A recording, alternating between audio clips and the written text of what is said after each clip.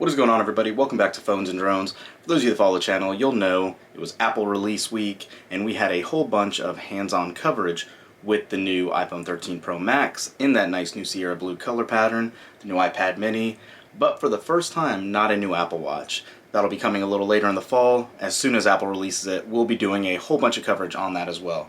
But for now, by the time this video goes live, it would have been our first weekend with that new Sierra blue iPhone 13 Pro Max that you can see here. That looks really nice. I want to go ahead and touch on that, as well as how it compared to the old iPhone 12 Pro Max, and see if this is worth an upgrade for you. So this is after about a little over 50 hours of use. Let's see if we like it. Stay tuned, guys. Let's go. Alright, so as you can see, the first difference is they said they trimmed the notch by 20%, and you can see exactly what they did here by moving up the earpiece and making it a little smaller, move the camera around, and it makes a little bit of a difference. It's a little taller, but nothing crazy at all. It's kind of unnoticed. Beyond all that, I do like this new Sierra blue color pattern. I think it actually does really accent and highlight the new device. It's a lot more bluish in the almost faded blue sense than what the last year's Pacific blue was. It is very stark contrast to that. They do still have these aluminum rails, as you can see, and a much larger camera bump that is definitely obvious in this model once it's in your hand. They still have not moved on from Lightning on the new 13 Pro Max, unfortunately. It is still just a Lightning connector instead of USB-C, unlike that new Mini, so keep that in mind. You will need two cables still if you are using it. So, not a big deal, but there we are, still Lightning. Beyond that, like I said, I can't really say enough how massive this camera bump is. It's not to the point where it's annoying, but it definitely is larger than what we've had in the past. The weight of this device, a lot of people have talked about it. We'll touch on it a little later in this video as well, but it kind of disappears in the background, but you can tell it's a hefty phone. I would definitely recommend throwing a case on this baby, just for the fact that if you're not used to a larger, heavier device, this will impact you in your day-to-day usage. As far as visibility in the daylight, you can see this new brightness on this new Pro Motion display on the iPhone 13 Pro Max and the 13 series as well. 13 Pro series is phenomenal. If you've never used a 120Hz display, the fluidness is really nice and it is noticeable. iOS has always been a smooth running operating system without it, with only a 60Hz display, but 120 really does accent it a lot. There are a bunch of new camera features as far as filters you can basically use, which aren't being called filters. There's just other aspects to it, because it doesn't just lighten up the whole scene. You do have that new cinematic mode in the camera app as well. We've done our camera sample video yesterday. That went live. Make sure to check that out. You'll see exactly how well the new cinematic mode works, even though it is restricted to only 1080p currently.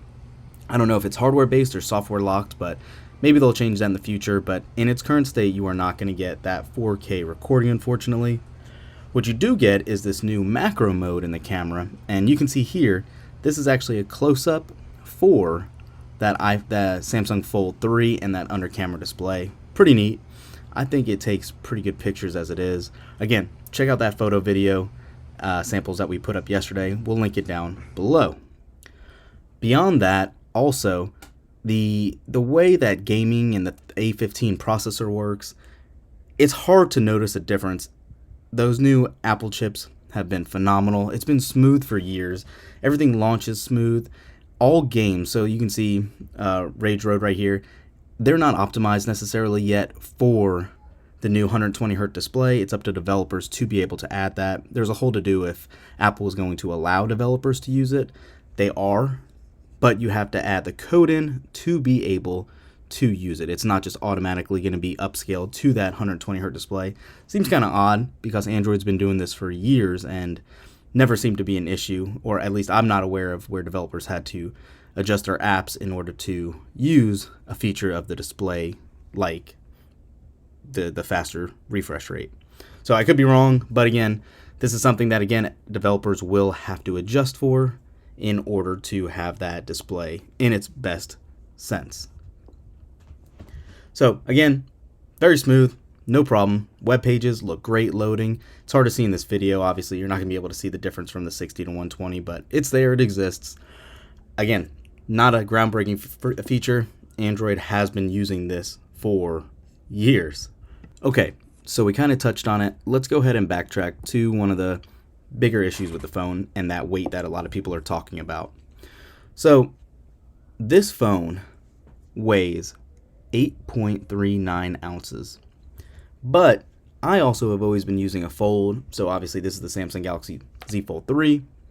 And needless to say, this baby right here weighs even more at over 9.5 ounces. So for me, it's not that big of a deal, the weight, so I don't realize it as much, but a lot of people coming from even last generation's iPhone are definitely going to notice. So having said that, last year's phone, the 12 Pro Max, weighed in at 7.97 ounces. So yeah, a little bit of a difference here. It's quite heavier. It is noticeable coming from even the prior generation's phone. I showed my wife, I had her pick it up first thing and ask her what she thought, and she was like, damn, that is actually pretty heavy. So just something to keep in mind. In our other videos, we showed you some of the new accessories, and a lot of you guys were asking, can a 12 Pro Max fit a 13 Pro Max? And you can see it doesn't line up quite as well here. The volume buttons somehow do work, the volume rocker doesn't, but here's where the issue arises. It's by the camera hump, and you can see it's so massive it won't let you close a 12 Pro Max around it. So no is the answer I'm going to ride with for this.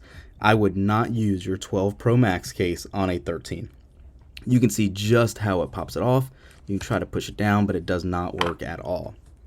But if you want to go ahead and use one of those new 13 Pro Max cases, obviously it's going to line up a lot better. We did a whole review and hands-on with some new official Apple cases, and you can see just how good they look, and obviously you're going to get it much more flush and what you would expect from a case. So looks good. Yeah, obviously but all your ports are available on the new accessories. Everything we've been using that forest green looking case, or sequoia green, whatever they're calling it. No, it's not great. that I know of.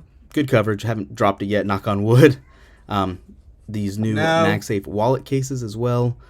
They look great. They work great. We'll talk about that in a Okay. second. As far as the comparison here, you can see it's a subtle difference for why they don't. The button placement on this side is great, but you could run into some issues on that side where it doesn't quite line up. Everything's pushed down just a little bit more. So again, save yourself the headache. Get a new iPhone 13 case, even if it's not an official case. Get some other version and use that. The Magsafe wallet, like I said, it works great. The Find My is kind of half-baked, I think. It only pings your last known location. It doesn't actually have live tracking, so please just keep that in mind. But aside from that, I would grab it. The new cases aren't capable of doing this yet, so I've had two of the old ones. Let's use the new ones here on out. So there you have it. There's our quick weekend review. Stay tuned to the channel. We're going to have our full review after we get a little more time with the device. The one thing I didn't throw up in the prior portion of the video was just how awesome battery life is on this baby. So Apple's made it heftier, they added a much larger battery, and the new A15 tweaks that they have done has really given this a substantial battery boost.